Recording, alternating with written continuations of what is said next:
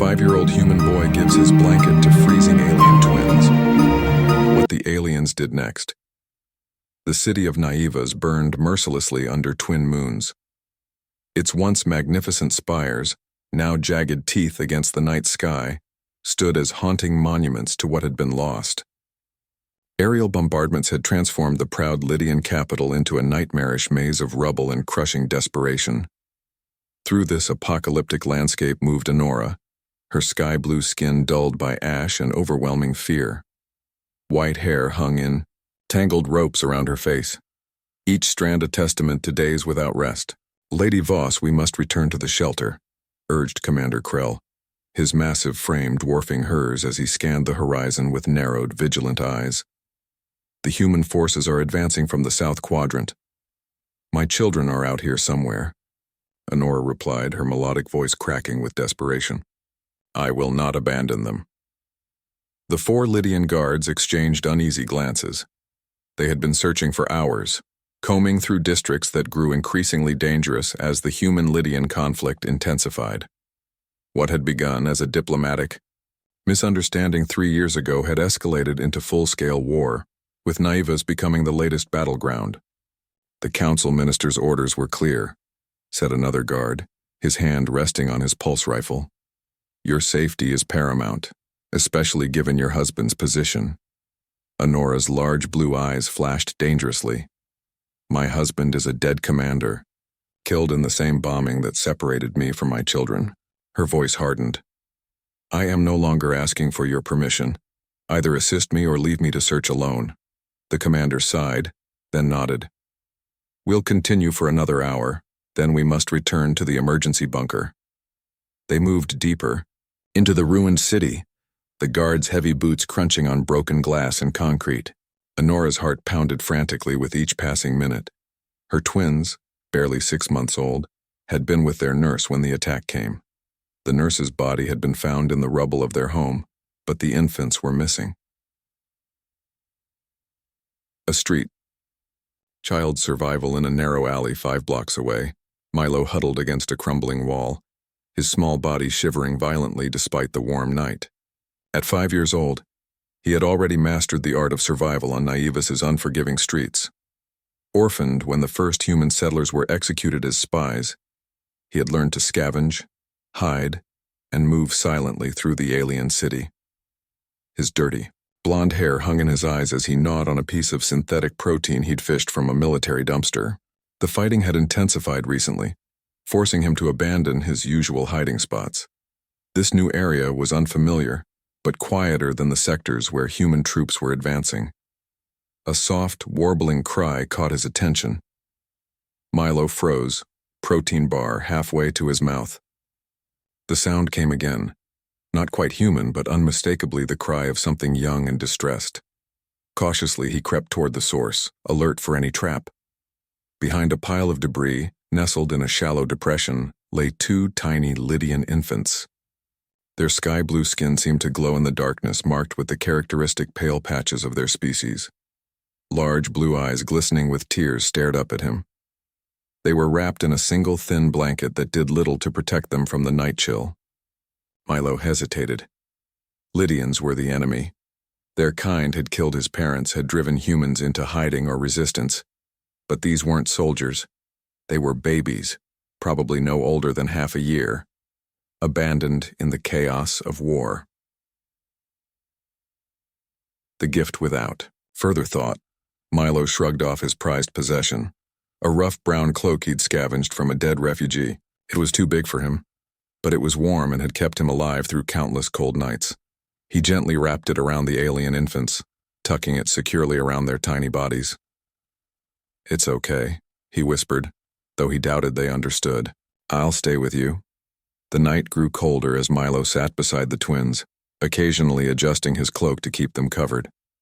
When they fussed, he hummed fragments of lullabies he barely remembered, songs his mother had sung before the executions. Eventually they drifted to sleep, their small hands clutching at the fabric of his gift. Milo didn't sleep. He kept watch, his young face set in determination beyond his years. These babies needed him. and for the first time in a long while, he felt needed. Dawn broke over Naivas, painting the ruins in harsh orange light. The distant sound of engines grew closer, heavy, rumbling machines approaching through the debris-strewn streets. Milo tensed, ready to flee, but the infants had begun to stir, their cries growing more insistent.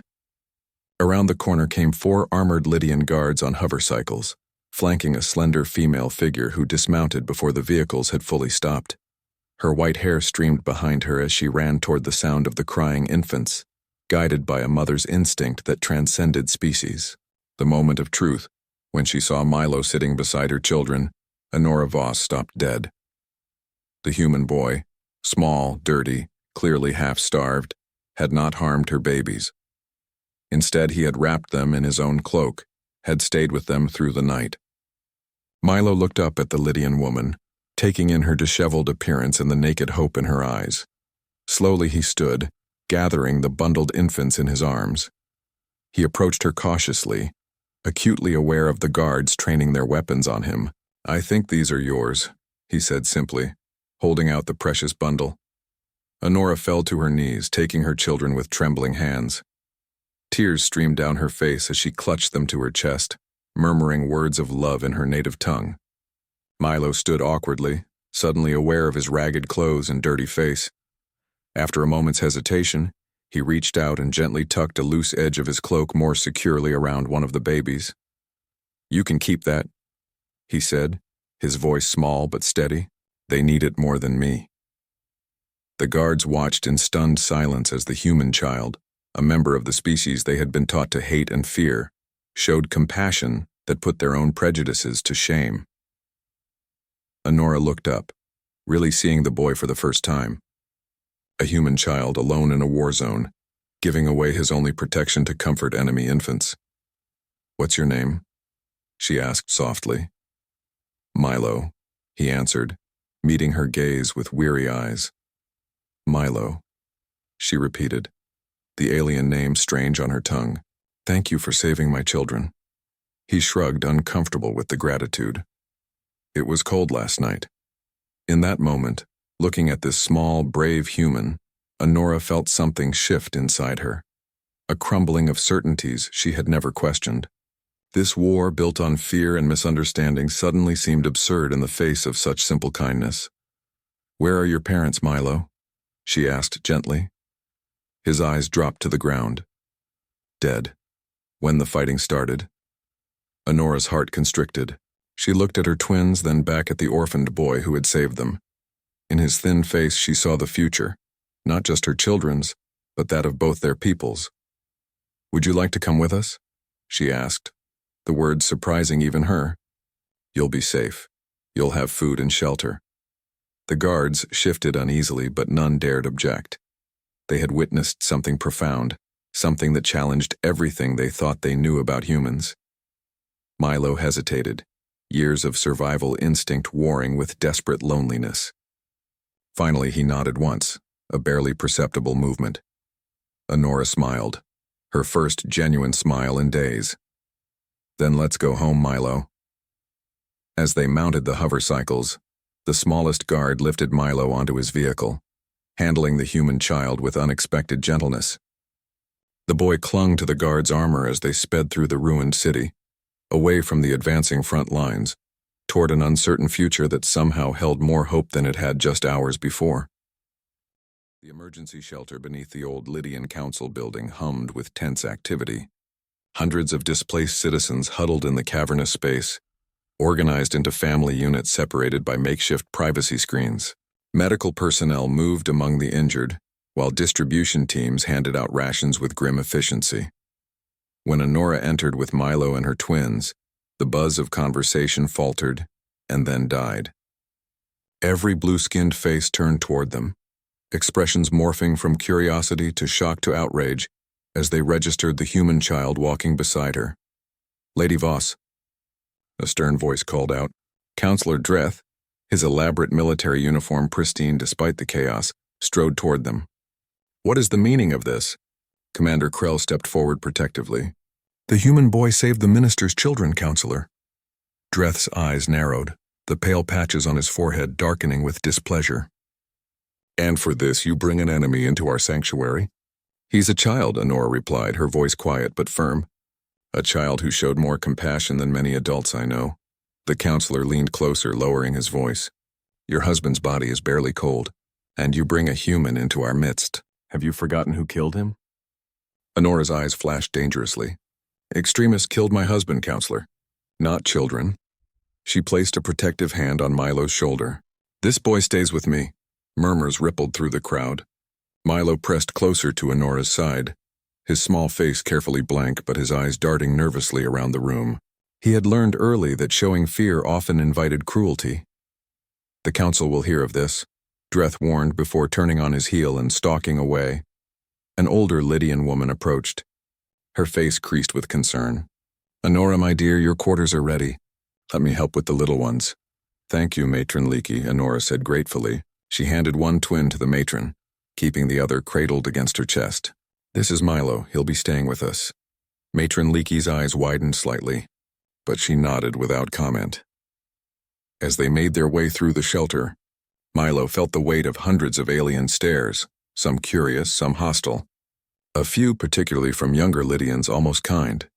Their assigned quarters were small but private, a single room with a sleeping platform, a sanitation cubicle, and a small food preparation area.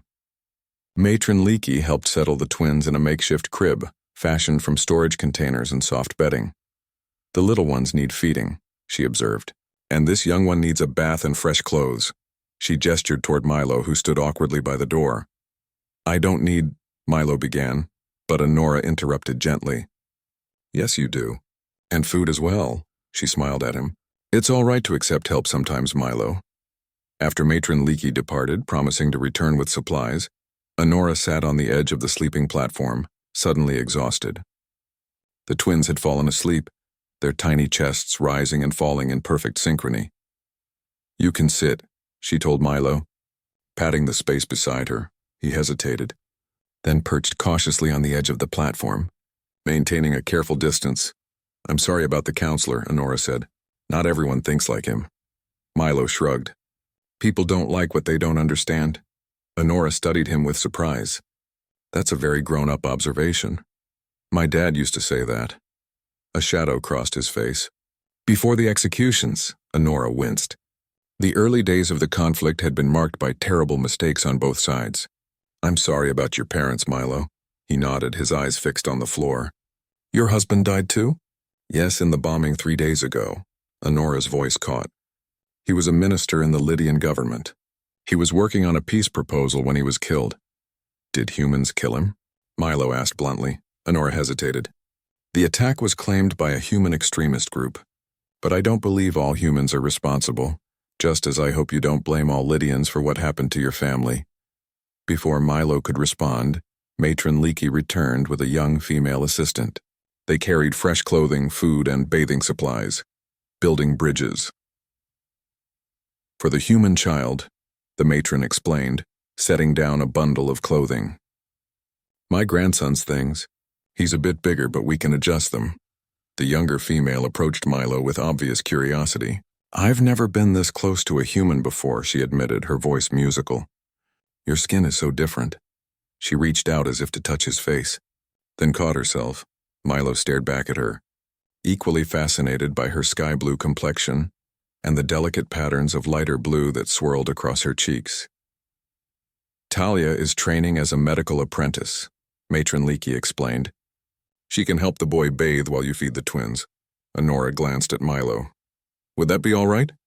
He nodded reluctantly. Survival on the streets had taught him that cleanliness was a luxury, but also that it was sometimes necessary to submit to the care of others to gain their trust. As Talia led Milo to the sanitation cubicle, Honora settled with her twins. She watched the human boy go, struck by his resilience and the quiet dignity with which he carried himself despite his circumstances. Later, bathed and dressed in the adjusted Lydian clothing, Milo looked transformed. His blonde hair, clean for the first time in months, caught the light like pale gold. The Lydian garments, a simple tunic and leggings in soft gray, hung loosely on his thin frame, but Matron Leakey had skillfully pinned and folded them to fit. Much better, Honora approved as they shared a simple meal of protein cubes and fruit paste. Tomorrow we'll see about getting you proper human food. Milo looked up from his plate, which he had been devouring with careful restraint despite his obvious hunger. Why are you helping me? Honora considered the question. Because you helped my children when you had no reason to. Because you showed kindness when many would have shown indifference or cruelty. She paused. And because I think my husband would have wanted me to. That night, as Milo slept curled at the foot of the platform, refusing the more comfortable spot Honora had offered, she watched over her strange new family. 2 Lydian infants and a human child, all orphaned in different ways by the same conflict. In the soft glow of the emergency lighting, Honora made a silent promise to her late husband. She would honor his memory by protecting this unexpected family they had formed, and perhaps in doing so, take a small step toward the peace he had died seeking. 3 days after Milo's arrival at the shelter, Honora was summoned to the council's temporary headquarters. She left the twins in Matron Leakey's care and, after a moment's hesitation, brought Milo with her. She didn't trust leaving him alone among Lydians who still viewed humans with deep suspicion. "Stay close," she murmured as they passed through crowded corridors. Milo nodded, his eyes alert, cataloging exits and potential threats with the instincts of a child who had survived on the streets. The makeshift council chamber was a converted storage room, its utilitarian walls now hung with the ceremonial banners of Lydian governance. 5 council members sat behind a long table, their formal robes incongruous against the industrial backdrop. At the center sat High Counselor Pax, his aged face lined with the wisdom of a century. "Lady Voss," he greeted, his deep voice resonating in the chamber. His eyes shifted to Milo. "And this must be the human child we've heard about." Counselor Dreth, seated at the far end, made a dismissive sound. "This is highly irregular, bringing him here. The boy stays with me," Honora said firmly. "That was our agreement." High Counselor Pax raised a placating hand. "No one is suggesting separation, Lady Voss. In fact, that's why we've called you here." He leaned forward. "Your story has traveled beyond these walls. A human child saving Lydian infants. It's captured imaginations on both sides." A female counselor with elaborate silver hair ornaments spoke up. "Ambassador Thorne from the Human Diplomatic Corps has requested a meeting. He believes your situation could serve as a foundation for renewed peace talks." Honora's heart quickened. "My husband would have wanted that." "Your husband was naive," Dreth snapped. "These humans cannot be trusted." "They murdered him." "Extremists murdered him," Honora corrected, echoing her words to Milo. "Just as Lydian extremists have committed atrocities against humans." Milo shifted beside her, and Honora placed a protective hand on his shoulder. High Counselor Pax studied them thoughtfully. The boy would need to appear at the talks. His presence would be symbolic. Using a child as a political prop? Honora frowned.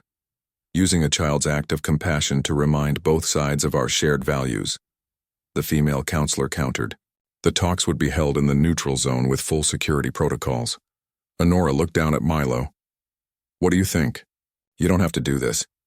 Milo considered for a moment, his young face serious. "Would it help stop the fighting?" "It might," Honora answered honestly. "Then I'll do it." The simple courage in his response silenced the room.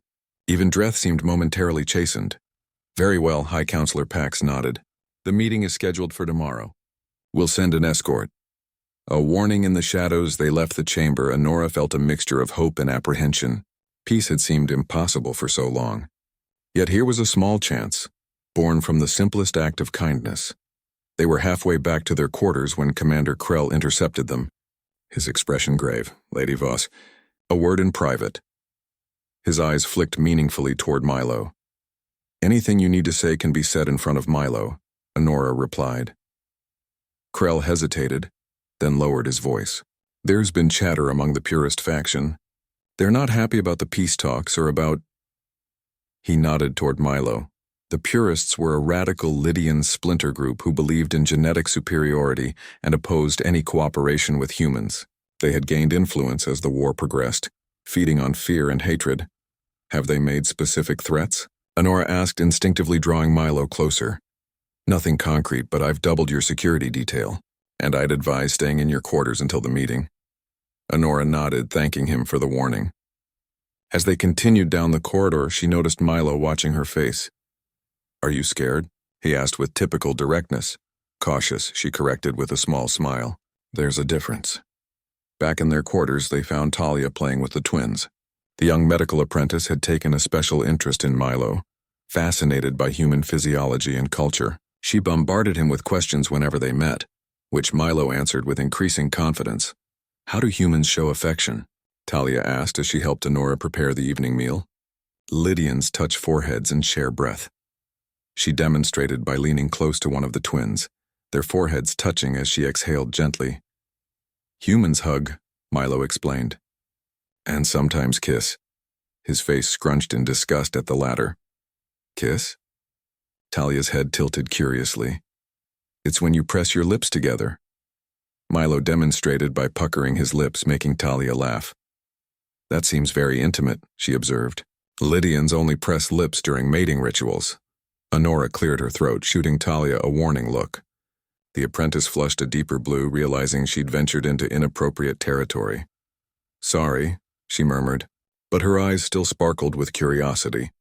After dinner, as Milo helped clear away the dishes, a task he insisted on despite Honora's protests, Talia pulled her aside. "There's something you should know," she whispered. "I overheard Counselor Dreth speaking with someone in the medical bay. They mentioned the human boy and the peace talks and something about ensuring the right message is sent." Honora's blood chilled. "Did they specify what that meant?" Talia shook her head. But they seemed pleased. Too pleased. Later, after Talia had gone and Milo had fallen asleep, Honora paced their small quarters. The twins slumbered peacefully in their makeshift crib, unaware of the political machinations swirling around them. She studied Milo's sleeping form, curled tightly as if even in sleep he needed to protect himself. In just a few days, this human child had upended her world. His simple act of kindness had created a ripple effect that now threatened to become a tidal wave of change, or a dangerous backlash. A soft knock interrupted her thoughts. She opened the door cautiously to find Commander Krell. "We've intercepted communications," he said without preamble. "The purists are planning something during tomorrow's meeting. We don't have details, but we can't cancel." Honora finished his thought. "This might be our only chance for peace." Krell nodded grimly. "I'll have my best people there, but you should be prepared for trouble." After he left, Honora returned to her vigil. Tomorrow would either mark a new beginning or a tragic end. As she watched over her unlikely family, she made a silent vow. Whatever happened, she would protect Milo just as fiercely as she protected her own children. He had given everything he had to save her twins. She would do no less for him. Outside their quarters, unseen in the shadows, a figure watched the door with cold calculation. The human child had become a symbol, one that certain factions couldn't allow to flourish. By morning, plans would be set in motion that would ensure the proper order of things remained undisturbed. The neutral zone had once been Naiva's grand central plaza, a testament to Lydian architectural prowess with its soaring arches and luminescent stone. Now it stood as a stark reminder of what the war had cost, its beauty marred by barricades and weapon emplacements. Honora adjusted Milo's collar nervously as their transport approached the security checkpoint. The twins remained at the shelter with Matron Leakey. Bringing them had been deemed far too risky. "Remember," she told Milo softly, "you don't have to say anything if you don't want to. Just being there is enough." Milo nodded solemnly. He wore a specially tailored outfit, a compromise between human and Lydian styles that symbolized the bridge they hoped to build today. His blonde hair had been neatly combed, though one stubborn lock still fell across his forehead. Commander Krell sat across from them, his posture rigid. "My team has secured the perimeter, but stay alert. We still don't know what the purists are planning." The transport slowed as they reached the checkpoint. Through the window, Honora could see the human delegation arriving simultaneously on the opposite side of the plaza, a carefully choreographed show of equality.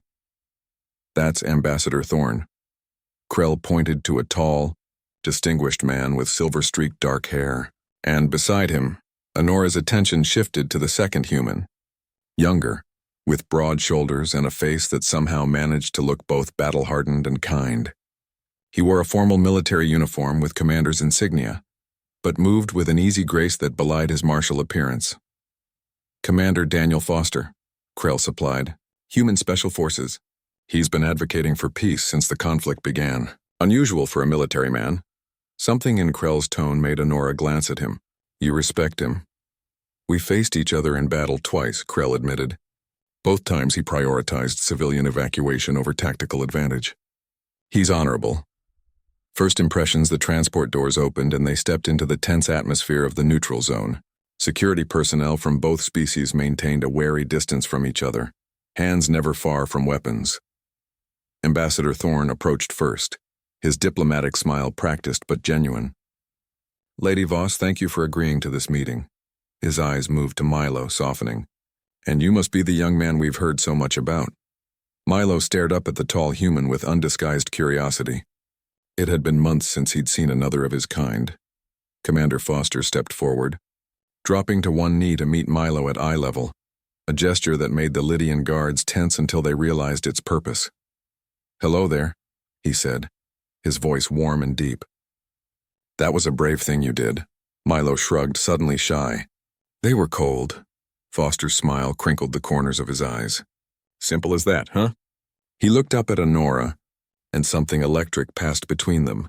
Recognition, perhaps, of kindred spirits caught in circumstances beyond their control. Commander Foster has been instrumental in arranging this meeting, Ambassador Thorne explained as they walked toward the central pavilion. He believes, as I do, that this conflict has gone on far too long. My husband felt the same, Honora said quietly. Foster's expression grew solemn. Minister Voss was a voice of reason.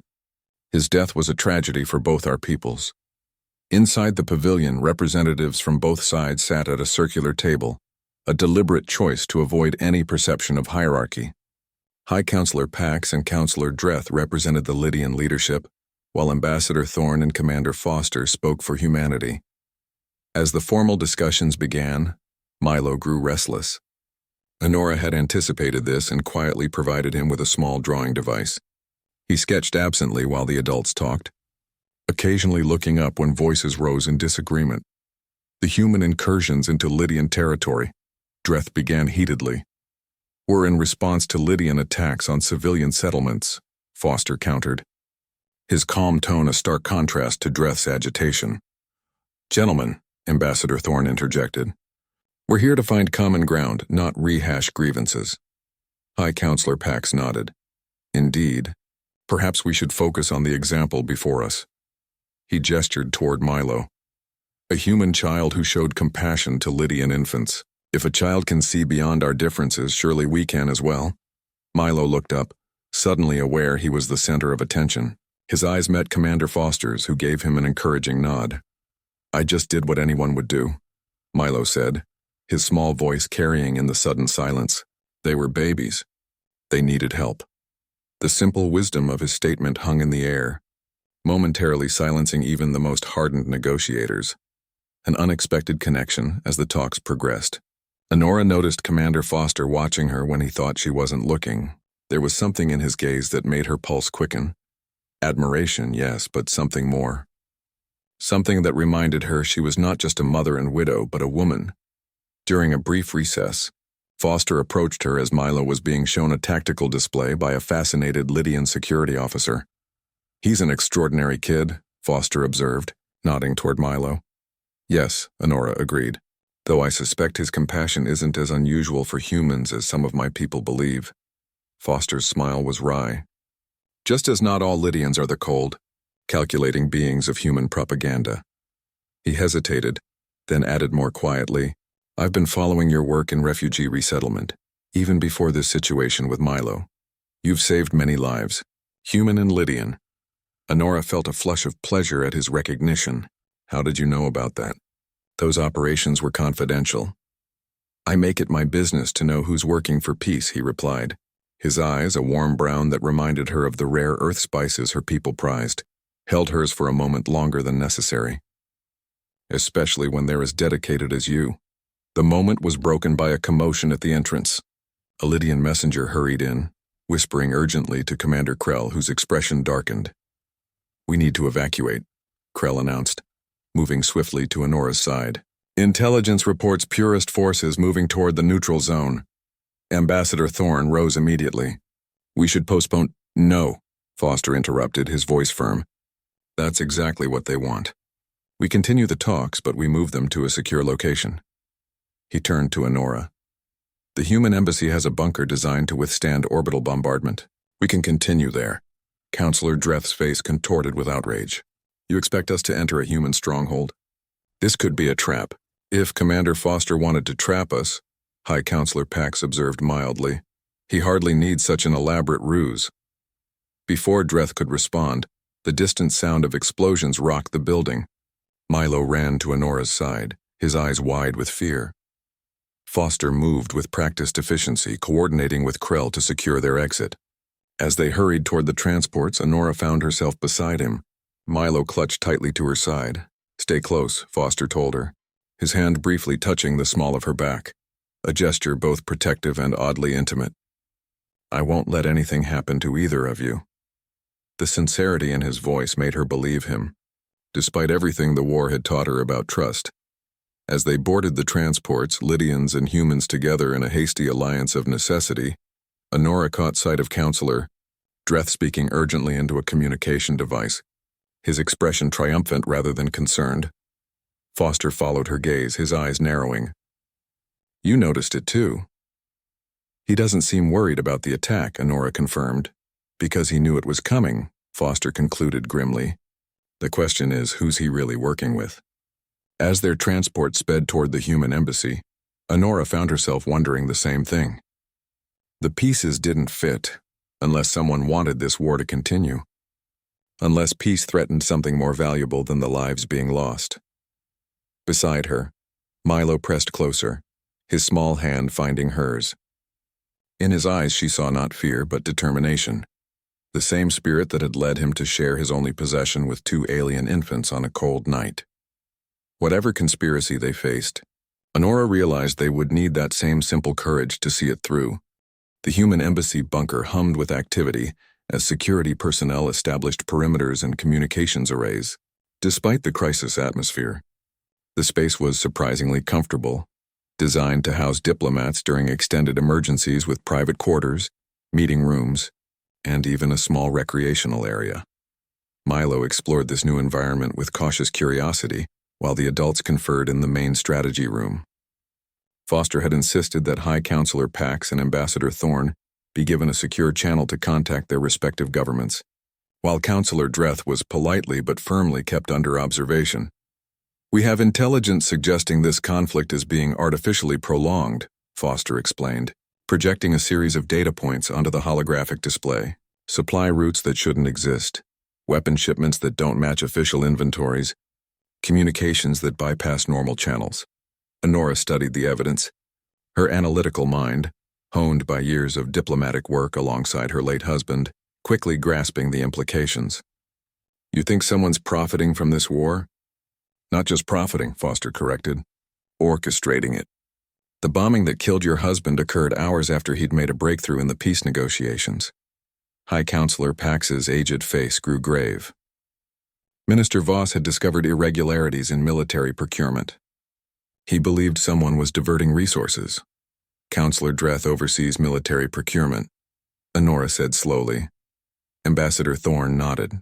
We've had similar suspicions on our side.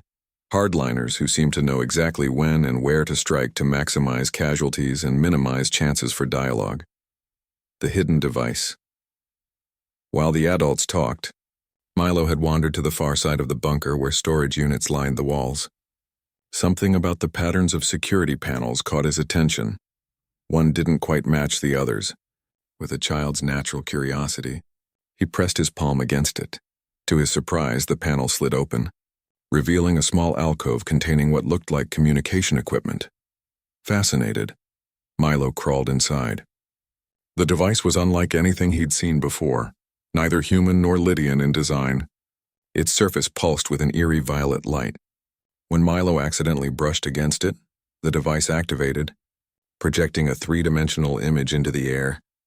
Milo stared at the strange figures in the projection, tall, spindly beings with elongated heads and multiple eyes. They spoke in a harsh, clicking language he couldn't understand, but one word repeated frequently. Naivas, Commander Foster, Milo called, backing away from the strange device. I found something weird. Foster reached Milo first, with Honora close behind. His expression shifted from curiosity to shock as he recognized the projection. Proxians, he breathed. But they're supposed to be neutral in this conflict. What are proxians? Milo asked, pressing closer to Honora's side. A species from the outer rim, Foster explained, already examining the device. Technologically advanced but isolationist. They've maintained diplomatic relations with both humans and Lydians while staying out of our disagreements. Apparently not as neutral as they claimed, Honora observed grimly. Foster activated his communication implant. Security team to Storage Section C and find Counselor Dreth. Now. But Dreth had already slipped away during the confusion, taking a transport back toward Lydian territory. He's running to his real masters, Foster said as they regrouped in the strategy room. This device is a direct link to Proxian High Command.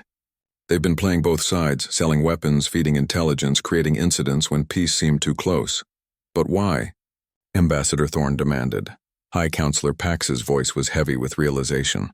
Naivas sits on the largest deposit of stellarite in this sector, essential for their propulsion technology.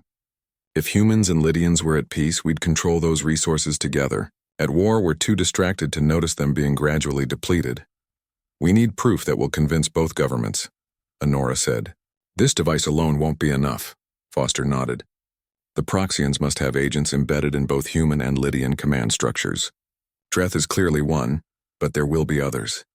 As the implications sank in, Honora felt a wave of profound grief. Her husband had died not for ideology or even misunderstanding, but for profit. Sacrificed by those who saw war as a business opportunity. Foster seemed to sense her thoughts. We'll finish what your husband started, he promised quietly. While the others worked to secure the evidence and establish secure communications, Foster led Honora to a small observation deck overlooking the embassy grounds. Through reinforced windows, they could see the city of Naiva spread before them. Fire still burning in some districts. All this suffering, Honora whispered, for resources. It's an old story, Foster replied, his shoulder brushing against hers. But it doesn't have to end the same way. Not this time. The proximity between them suddenly seemed charged with something beyond the crisis they faced. Honora became acutely aware of him as a man. His warmth, his scent, the steady rhythm of his breathing. How did you know? She asked, partly to distract herself from these unexpected feelings. About the Proxians. I didn't. Not specifically. His gaze remained on the cityscape. But I've seen too many conflicts that benefited neither side.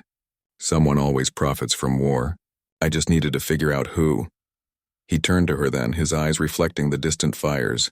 Your husband was a good man. He saw the same patterns. Yes, Honora agreed softly. He believed peace was possible. He was right. Foster's hand found hers, his touch sending an electric current through her body. And now we have a chance to prove it. A moment of connection. The moment stretched between them, taut with possibility.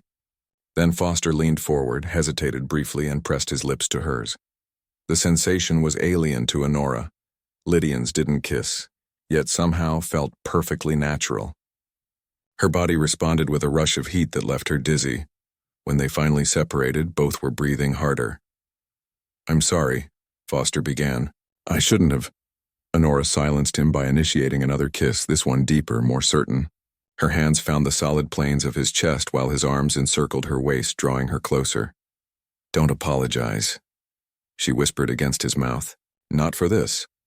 Later, in the privacy of quarters assigned to her, they came together with an urgency born of shared danger and unexpected connection. The differences between their species, her cool blue skin against his warm tan, the patterns of light that rippled across her body when touched, became points of fascination rather than division. Their coupling was both tender and fierce, a defiance against those who would keep their peoples apart.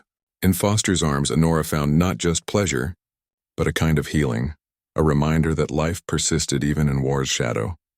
Afterward, as they lay entwined, Foster traced the luminescent patterns on her shoulder. We should check on Milo, he murmured. The mention of the boy brought reality rushing back. Yes, Honora agreed, reluctantly disentangling herself. He's probably wondering where we are. They found Milo in the recreation area, teaching a fascinated human security officer the Lydian game Honora had shown him at the shelter. The boy looked up as they entered, his observant eyes taking in their slightly disheveled appearance and the new ease between them. "Are you going to be my new dad?" he asked Foster with characteristic directness. Foster blinked in surprise, then crouched to Milo's level. "That's something we'd all need to talk about, but I'd like to be your friend. If that's okay?" Milo considered this seriously. "Friends is good. For now."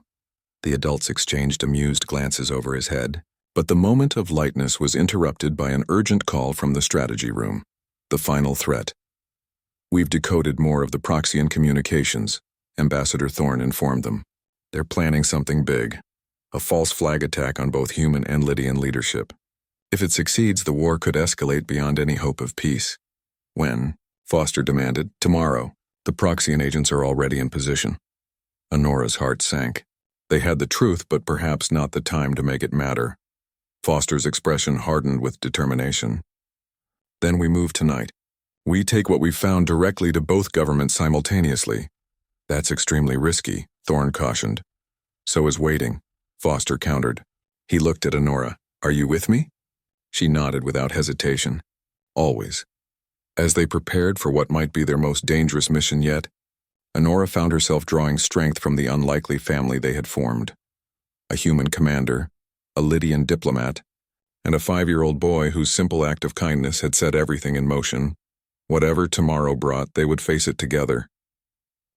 Dawn broke over Naivas as 3 unmarked transports sped through the war-torn streets. In the lead vehicle, Honora sat beside Foster, her hand clasped tightly in his. Milo dozed against her other side, exhausted from the night's preparations. "Are you sure about this?" Foster asked, his voice low to avoid waking the boy. Honora nodded. "If we're to have any chance of being believed, we need to present our case together, human and Lydian, side by side." The joint emergency session had been arranged through High Counselor Pax's personal channels, bypassing the compromised official communications. Both human and Lydian leadership would gather at the neutral Cathedral of Concord, a structure that had somehow survived the bombings, perhaps as a final ironic monument to what had been lost.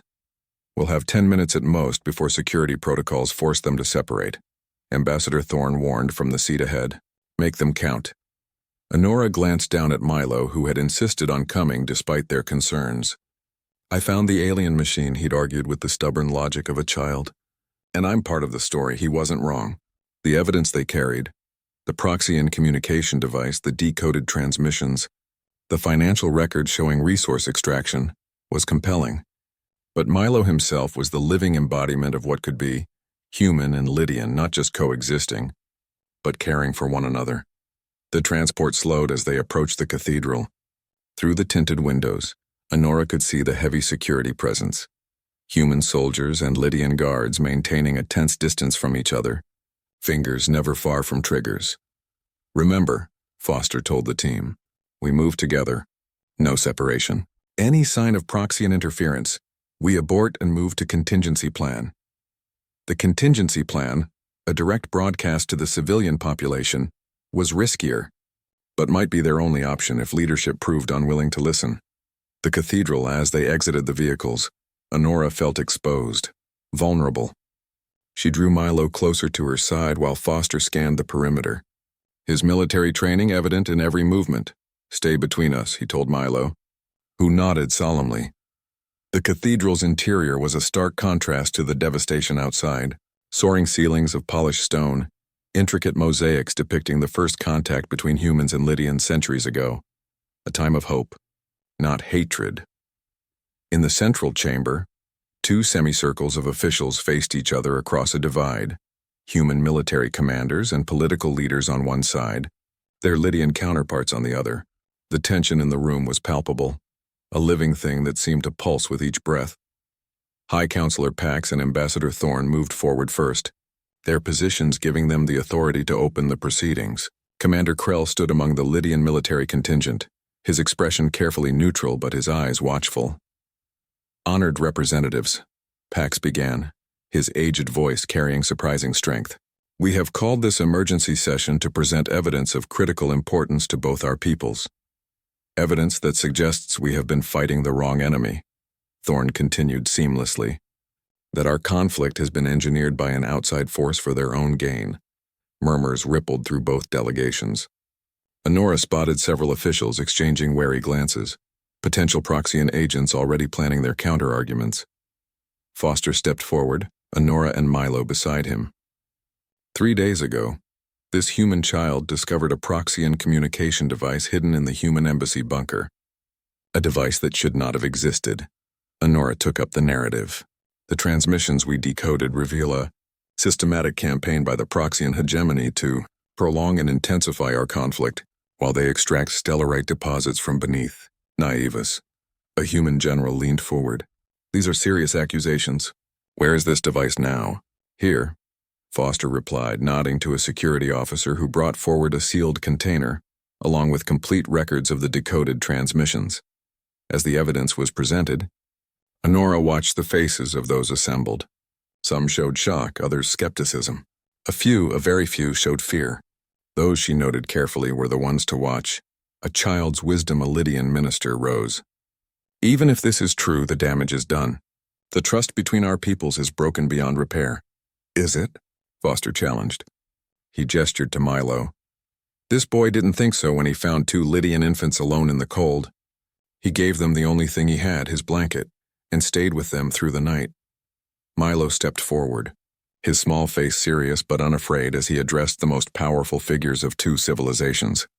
They were just babies, he said simply. They needed help. It doesn't matter if they're blue or not. The profound wisdom in his childish statement hung in the air, momentarily silencing even the most hardened skeptics. Honora continued. My husband discovered the first thread of this conspiracy before he was killed. Minister Voss believed peace was possible, necessary for both our peoples to thrive. His work led to this moment. And to this, Foster added, activating a holographic display that showed resource extraction data. Stellarite depletion patterns that coincide exactly with escalations in our conflict. Each time peace seemed possible, a new incident occurred. Each incident benefited neither humans nor Lydians, only the Proxians. The evidence was damning, but Honora could see resistance in some faces. Too much had been invested in hatred to abandon it easily. Then, unexpectedly, Commander Krell stepped forward from the Lydian delegation. I have fought humans for 3 years, he said, his deep voice resonating in the chamber. I believed I was defending my people. But I have seen a human child protect Lydian infants at cost to himself. I have seen a human commander prioritize civilian lives over military advantage. He nodded toward Foster. If we have been manipulated, then our true strength lies in standing together against those who would use us as pawns. A ripple of agreement passed through the gathering. But before it could build, the cathedral doors burst open. The final confrontation, a squad of mixed Lydian and human soldiers entered, led by a figure Honora recognized with a chill, Counselor Dreth. This is treason, Dreth announced. These individuals have conspired with enemy forces and fabricated evidence to undermine our war effort. Foster moved protectively in front of Honora and Milo. Your master sent you to silence us. Dreth, or should I call you by your Proxian designation? Dreth's face contorted with rage. Seize them. But the soldiers hesitated, looking uncertainly between Dreth and their respective leaders. In that moment of hesitation, Milo darted forward, slipping past Foster's protective stance. He stopped directly between the 2 delegations, small and vulnerable in the vast chamber. Why are you still fighting? He demanded, his child's voice somehow cutting through the tension. The bad aliens are taking your special rocks while you hurt each other. That's stupid. A startled laugh escaped someone in the human delegation, quickly stifled, but it broke the spell of Dreth's command. High Counselor Pax rose to his feet. The boy speaks truth. We have been blind. He turned to the human delegation. I propose an immediate joint operation to verify these claims, and if proven, to confront the Proxian deception together. The human president nodded slowly. Agreed, and a temporary cessation of hostilities while we investigate. No! Dreth shouted, reaching for a concealed weapon. Foster moved with lightning speed, tackling him to the ground before he could fire. The soldiers who had accompanied Dreth now turned their weapons on him, their true loyalties revealed. Take him to secure holding, the president ordered, and identify any others who may be compromised. As Dreth was led away, raging against human sympathizers and race traitors, Honora felt a weight lift from her shoulders. It wasn't victory, not yet, but it was the beginning of a path toward peace. Later, as joint human-Lydian teams began the process of identifying and neutralizing Proxian influence, Honora found Foster in a quiet corner of the cathedral gardens. Milo was nearby, fascinated by a fountain where water danced in patterns controlled by thought. "He's extraordinary," Foster said, watching the boy with obvious affection. "Yes," Honora agreed. "He reminded everyone of something simple we'd forgotten. That compassion transcends species." Foster turned to her, his eyes warm with an emotion that made her heart race. "What happens now? For us, I mean." Honora smiled, reaching up to trace the line of his jaw. "Now we build something new. Together." He caught her hand, pressing a kiss to her palm in that strange, wonderful human gesture that sent shivers through her body. "I'd like that very much." Their lips met in a kiss that held promise rather than desperate passion. The promise of time, of discovery, of a future neither had dared imagine days before. "You're kissing," Milo commented, having abandoned the fountain to find them. But his disgusted expression couldn't hide the pleased look in his eyes. Foster laughed, ruffling the boy's hair. "You'll understand someday." "No, I won't," Milo insisted with a certainty only a 5-year-old could muster. "Can we go get the twins now? I want to show them the fountain." Honora's heart swelled with love for this unexpected family they had formed. A human man, a Lydian woman, a human boy, and Lydian twins. Different species bound together by something stronger than biology. "Yes," she said, taking Milo's hand while Foster took the other. "Let's go get our family." The days that followed, the weeks after the cathedral confrontation, passed in a whirlwind of change. Joint human-Lydian investigative teams systematically uncovered the extent of Proxian manipulation. Dozens of agents in both governments, falsified intelligence reports, orchestrated attacks designed to prevent peace. The revelations shocked both civilizations and galvanized support for cooperation. What Proxian conspirators had feared most, unity between humans and Lydians, now became inevitable. Honora found herself at the center of the new diplomatic efforts, working alongside Foster to establish protocols for joint governance of Naivas and its resources. Their relationship, once a scandalous secret, became a symbol of what was possible when two peoples chose understanding over hatred. Milo adjusted to his new life with remarkable resilience. Officially adopted by both Honora and Foster under joint human-Lydian family law, he became a bridge between communities. Human refugee children found in him someone who understood their losses, while Lydian youngsters saw him as proof that humans could be kind. The twins, now old enough to recognize faces, lit up whenever they saw Milo. He was endlessly patient with them, teaching them games, singing them songs, a strange mixture of human lullabies and Lydian melodies he'd learned from Honora. One evening, as Honora watched Foster help Milo with his studies while the twins played nearby, she felt a profound sense of peace. Her late husband would have approved of this, not just the political peace they were building, but the personal peace she'd found in Foster's arms. "What are you thinking?" Foster asked, catching her watching them. "That we've built something beautiful from terrible circumstances," she replied softly. He rose and crossed to her, pulling her into his arms. "Your husband started this. We're just finishing what he began." "No," Honora corrected, gesturing to Milo. "He started this, with a blanket and a kind heart." The Proxian response. 6 months after the revelations, the Proxian hegemony finally responded to the joint human-Lydian demands. Under threat of combined military action, they agreed to return all extracted stellarite, pay substantial reparations, and submit to galactic oversight of their future resource extraction operations. More importantly, their exposure had consequences throughout the galaxy. Other species came forward with evidence of similar Proxian manipulation in their own conflicts. What had begun as one child's act of kindness on Naivas had sparked a galactic reckoning. At the formal peace signing, held in the restored central plaza of Naivas, Honora stood beside Foster, now her husband under both human and Lydian law, Milo, dressed in a formal outfit that blended both cultures' styles, stood between them holding the twins' hands. High Counselor Pax addressed the assembled crowd, his aged voice carrying clearly in the warm afternoon air. We gather today not merely to mark the end of a war, but to celebrate the beginning of true understanding between our peoples. This peace was bought at terrible cost, lives lost, trust shattered, futures stolen. He paused, his eyes finding Milo in the crowd. But it was also born from the simplest act of compassion. A human child, alone and afraid, chose to help Lydian infants rather than abandon them. In doing so, he reminded us that our differences are superficial compared to what unites us. The human president stepped forward. Today we establish not just peace but partnership. The Stellarite beneath Naivas will fund reconstruction efforts across our worlds. Joint human-Lydian teams will work together to heal the damage this war has caused.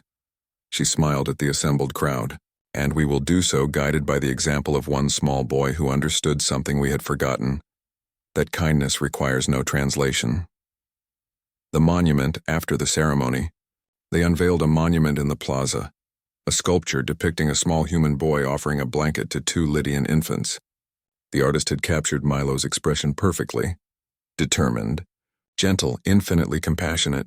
Beneath it, an inscription in both human and Lydian script read, "From the smallest act of kindness, peace was born." Milo stared up at his own likeness, his face flushing with embarrassment. "Do I really look like that?" "Yes," Honora said, kneeling beside him. "Brave and kind and wonderful." "It's weird seeing myself as a statue," he muttered, but couldn't suppress a small smile. Foster crouched on his other side. "You gave away your blanket because babies needed it. That one choice changed everything. Changed history." Milo looked between his 2 parents, one human, one Lydian, then down at the twins who were trying to climb the statue's base. "I just didn't want them to be cold," he said simply. And in that simplicity, Honora thought, lay the profound truth that had eluded governments and generals. Compassion needed no grand justification. It simply was. Epilogue. 10 years later. The morning sun cast golden light across the Naiva's Central Academy's courtyard. Honora stood at the entrance, watching students of both species mingle freely. Blue-skinned Lydian children playing alongside human youngsters, their laughter a universal language. "Mom." A voice called, and she turned to see Milo, now 15, jogging toward her. He'd grown tall, his blonde hair still falling across his forehead in that stubborn lock. Behind him came the twins, now 10 years old, chattering excitedly about their upcoming science project. "Dad says he'll be late," Milo reported. "Military exercises ran over." Foster, now a senior commander in the joint Human-Lydian Defense Force, spent his days training integrated units designed to prevent the kind of manipulation they'd experienced during the war. "We'll wait," Honora said, watching her children with deep contentment. The academy had been her idea, a school where human and Lydian children learned together from the earliest ages, ensuring the next generation grew up seeing cooperation as normal rather than exceptional. Professor Voss, a young Lydian student, approached shyly. "Is it true Commander Milo gave you his only blanket during the war?" Milo groaned. "Not this again." "It's true," Honora confirmed, amused by her son's discomfort with his own legend. "But why?" The student pressed. "You were the enemy." Milo looked at the young Lydian seriously. "They weren't the enemy. They were babies who needed help." "There's a difference." The student nodded thoughtfully and ran off to share this wisdom with friends. "You know," one of the twins, Sarah, said, tugging on Honora's hand, "everyone at school thinks it's weird that we have both a Lydian mom and a human dad." "Weird good or weird bad?" Foster asked, arriving just in time to hear the comment. "Just weird," the other twin, Laura, clarified. "But good weird. Because we get to celebrate both holidays." Foster laughed, pulling Honora close and resting a hand on Milo's shoulder. "That's called being lucky." As they walked through the academy grounds, Honora reflected on the decade since that fateful night when Milo had given his blanket to her children. The war had ended, but the work of building lasting peace continued. There were still hardliners on both sides who opposed integration. Still those who believed their species was superior, but each year there were fewer of them. Each graduating class from the academy carried the message further, that cooperation enriched both peoples, that diversity was strength, that kindness could change the world. The next generation. That evening, the family gathered in their home, a structure that blended human and Lydian architectural styles, complete with both sun-collecting panels for Lydian comfort and climate control for human needs. Milo was working on an application to the Joint Military Academy, following in Foster's footsteps. The twins were absorbed in a holographic history project about the war. It says here, Laura read from her display, that the Proxians were manipulating 17 different conflicts across the galaxy. They all ended after what happened on Naivas. Because people learned to look for the manipulation, Foster explained, to question who benefits when peace fails. And because, Honora added, pulling Milo into a side hug despite his teenage protests. One boy reminded everyone that compassion matters more than politics. Later, after the children were in bed, Honora and Foster stood on their balcony overlooking the city. Naivas had been rebuilt, stronger and more beautiful than before. Human and Lydian architecture blended seamlessly, creating something entirely new. "Do you ever think about that night?" Foster asked quietly. "When we first met at the peace talks?" "Every day," Honora admitted, leaning into his warmth. "I think about how much hatred there was, how impossible peace seemed. And now I watch our children play together, study together, dream together. Human and Lydian, indistinguishable in their friendship." She smiled. "Milo's blanket didn't just save my twins. It saved all of us." Foster kissed her forehead, a gesture that had become natural over the years despite its initial strangeness. He's going to be insufferable when he finds out they're adding his story to the academy curriculum. Honora laughed. "He already is." Inside, Milo lay awake, staring at the ceiling of his room. Tomorrow, representatives from the Galactic Council would visit the academy to observe their integration model. Other species wanted to learn from what Naivas had achieved. He thought about that cold night 10 years ago, how scared he'd been, how alone.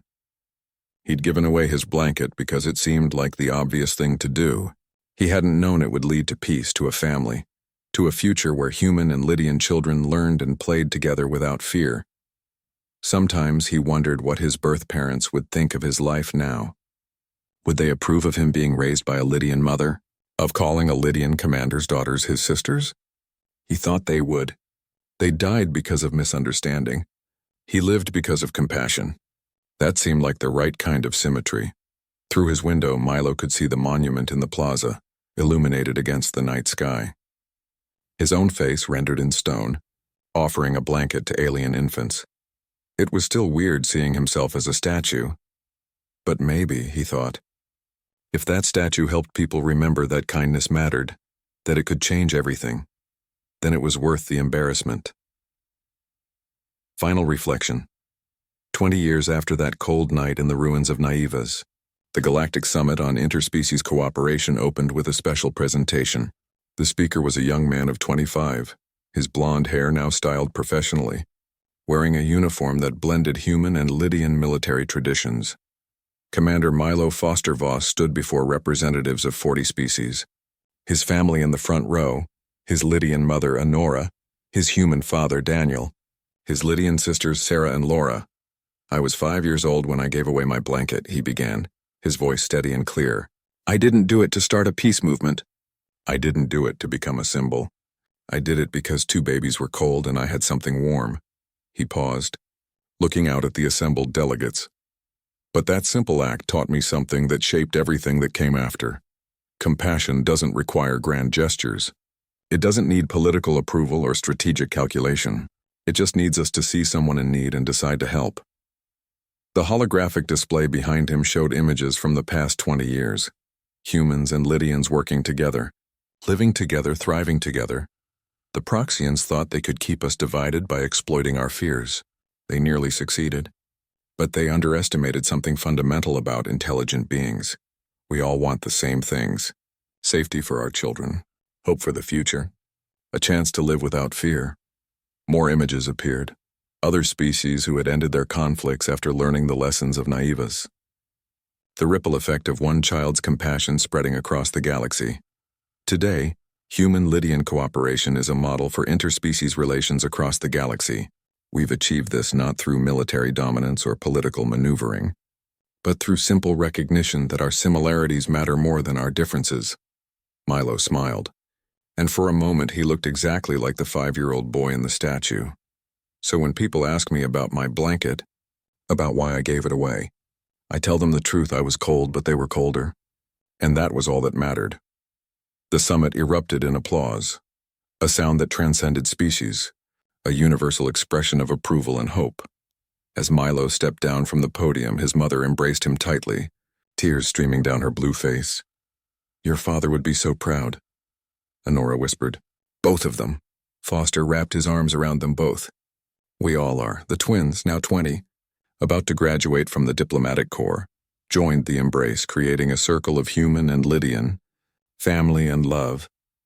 And somewhere in the ruins of what had once been a war-torn city, now rebuilt as a monument to peace, a statue stood silent in the plaza, a small human boy offering his blanket to alien children, a simple act that had changed the galaxy, a reminder that sometimes the most powerful thing we can do is the simplest: see someone in need and help them. Because in the end, that's what compassion means, that's what family means, that's what peace means. One blanket, 2 babies, one brave child, and a future brighter than anyone could have imagined.